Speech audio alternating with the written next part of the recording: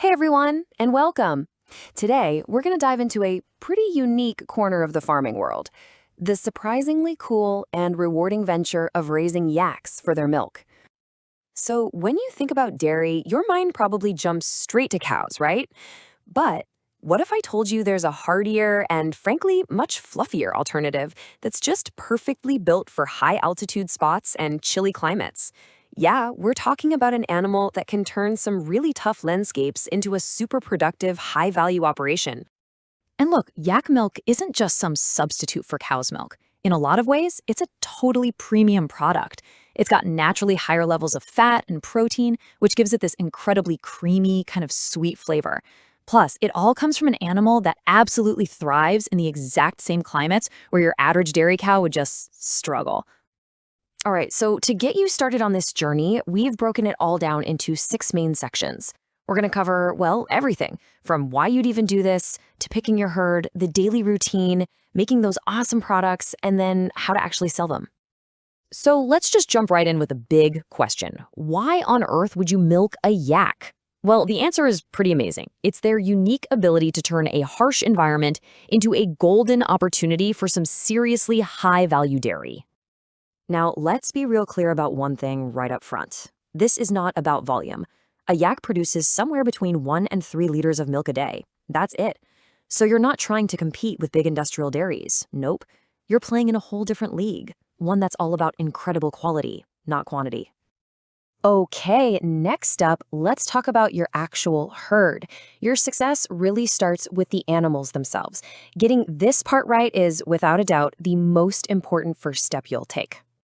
You've basically got two main options here. You've got your Tibetan yaks. These guys are incredibly tough and produce that super rich, high-fat milk that's famous in the Himalayas.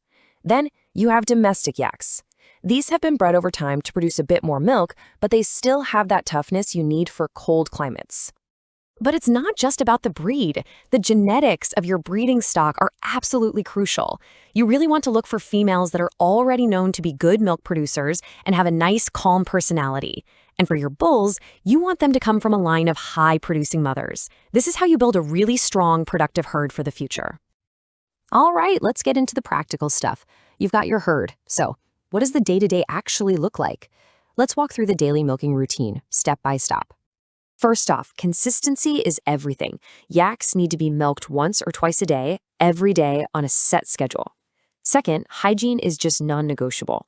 This is usually done by hand, so you've got to have clean containers and clean hands.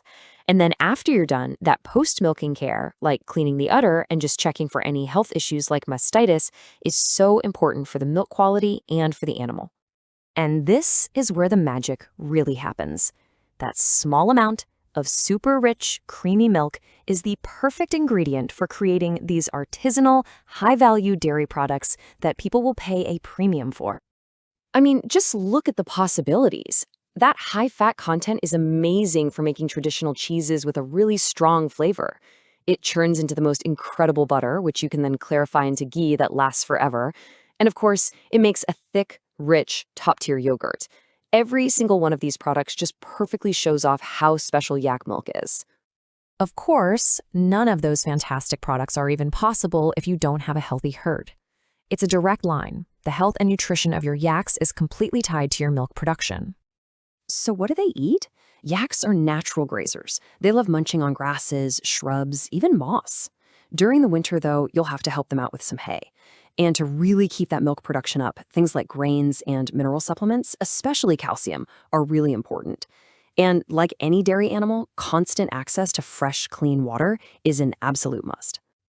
You know, being proactive with their health is definitely your best bet. Good milking hygiene, that's your #1 defense against mastitis. Having a regular deworming schedule keeps parasites in check. And a proper vaccination plan can stop common diseases before they even start, protecting both your animals and your business. So you raise the yaks, you've made these incredible products. The final and super crucial step is connecting with your customers and carving out your spot in the market. Your marketing plan will probably focus on two main channels. First, direct sales. Selling to local folks who really appreciate unique, artisanal food is a fantastic place to start.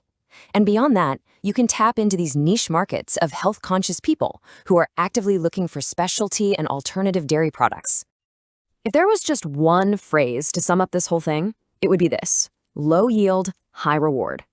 This whole operation is built on the idea that exceptional quality, unique flavor, and sustainable farming creates a value that is way, way bigger than just sheer volume. So it leaves us with a really fascinating question to think about, doesn't it? In a world that's always looking for unique, sustainable, and high-quality food, could the future of artisanal dairy actually be hiding way up in the highlands with these incredible animals? It's definitely some food for thought. Thanks for watching. Want to raise healthy, profitable yaks without beginner mistakes? Get How to Raise Yaks by Gerard Dawn, your step-by-step guide to successful yak farming. Link below.